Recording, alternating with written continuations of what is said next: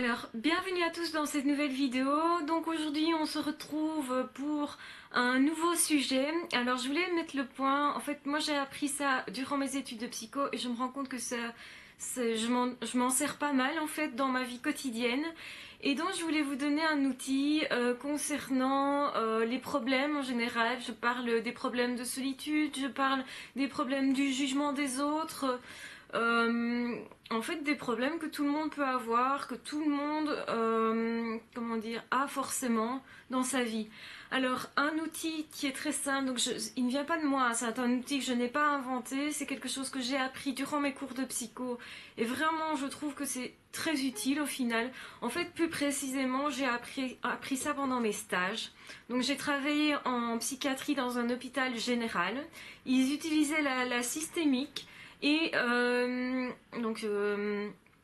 c'est une parenthèse pour vous dire simplement que dans cet hôpital, on m'a appris lors des entretiens à vraiment déterminer de qui venait le problème. Donc c'est vraiment cette notion à qui appartient le problème. Se poser cette question, à qui appartient le problème, est capital. Dans le sens où j'entends tous les jours, je pense quand je dis ça aussi aux surdoués qui concrètement ont toujours des... Comment dire, il y a un petit peu de mouvement autour de moi, donc j'ai un peu du mal à me concentrer. Désolée, je suis un petit peu dissipée aujourd'hui. Et en fait, donc j'ai appris ce système donc, dans lequel il faut se poser cette question à qui appartient le problème. Donc, c'est-à-dire on reçoit une personne et la personne qui est entre parenthèses celle qui paraît être malade ou celle qui paraît avoir un problème, celle qui en tout cas est pointée du doigt par son entourage, par les autres, parfois par elle-même. Est-ce que le problème lui appartient réellement ou est-ce qu'au contraire le problème vient de la société, vient de l'entourage ou vient d'autre chose? Alors quand je parle de ça, je pense aux surdoués qui ont une bonne partie de sa vie en tout cas, vont avoir des problèmes pour établir des relations, va avoir des problèmes pour fonder un couple, va se retrouver isolé, esselé.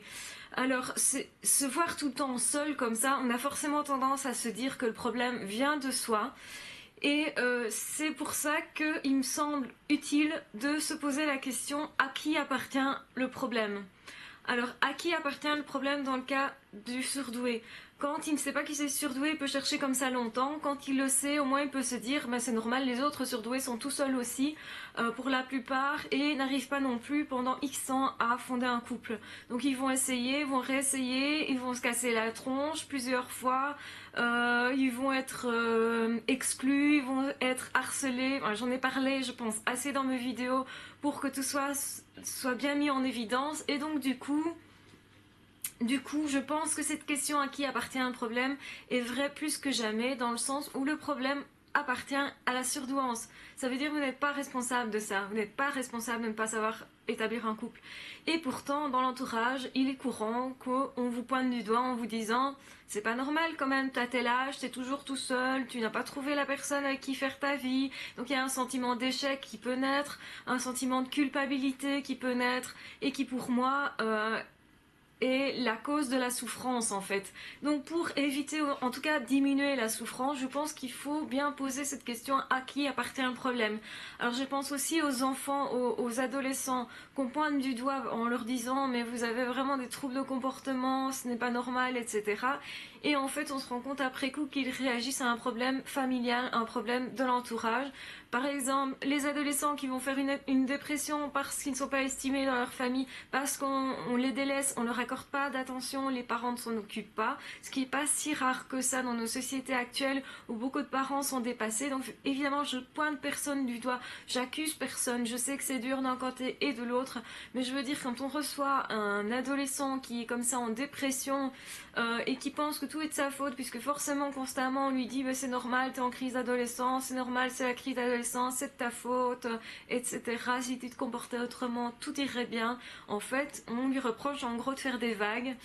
Et Et donc on le pointe du doigt en lui disant le problème vient de toi. Et je trouve que c'est important de remettre les choses à leur place en se posant vraiment la question à qui appartient le problème. C'est la même chose quand je dis que j'utilise ça dans ma vie de tous les jours. C'est la même chose quand par exemple vous recevez des remarques négatives. Des remarques négatives. Alors je vais être franche avec vous. Des remarques négatives, j'en ai sur YouTube, j'en ai sur les réseaux sociaux, j'en ai partout à peu près. J'en ai dans ma vie privée aussi. Je me dis, ok, je suis la seule à pouvoir me juger parce que justement, à qui appartient le problème? Est-ce que le problème n'appartient pas parfois aussi à la personne qui vous pointe du doigt? Dans ce cas-là, quand vous avez cette optique-là, vous savez plus facilement prendre sur votre dos ce qui vous appartient, mais laisser sur le dos des autres ce qui leur appartient aussi.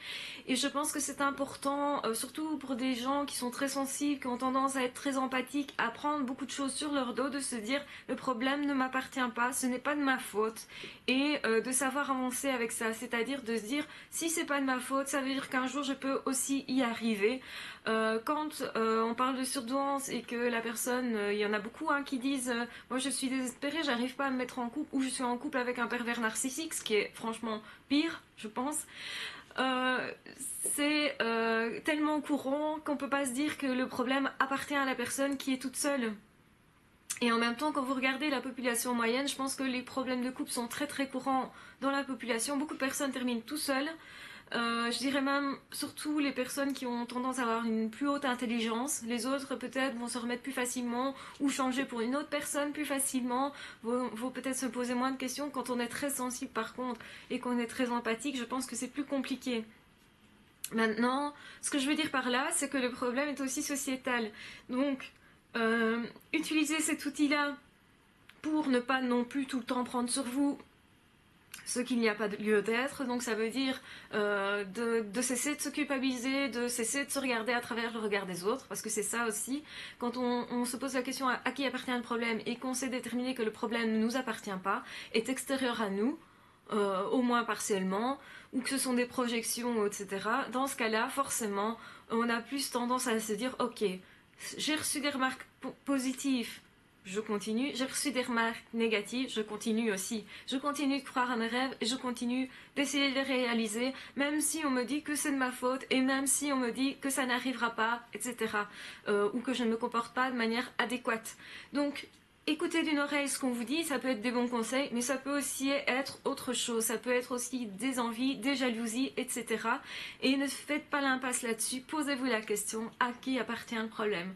Voilà, donc j'espère que cet outil vous sera utile, que vous comprendrez bien le fonctionnement de cet outil-là. En tout cas, moi ça m'est utile dans ma vie et je suis contente de l'avoir appris donc à travers mes stages. Donc je le répète, c'est pas une idée qui vient de moi vraiment, c'est quelque chose, c'est un outil que j'ai utilisé et que je trouve toujours utile à l'heure actuelle, plus de 10 ans après. Et donc voilà, je voulais partager avec vous. On se retrouve à très vite pour une autre vidéo. N'hésitez pas à partager la vidéo si vous l'avez aimée. Si vous n'avez pas aimé, n'hésitez pas à mettre un pouce vers le bas. Et à me dire pourquoi vous n'avez pas aimé cette vidéo ou pourquoi vous ne la trouvez pas utile. N'hésitez pas non plus à me poser des questions, à me demander des vidéos si vous avez des questions particulières et que vous voudriez que j'en fasse une vidéo. J'analyserai votre demande et si je me sens à la hauteur en tout cas pour répondre, pour vous apporter une aide quelconque, à ce moment-là je le ferai. Donc n'hésitez surtout pas à demander de l'aide là où vous avez besoin. Je vous souhaite sur ce une excellente journée et à très vite.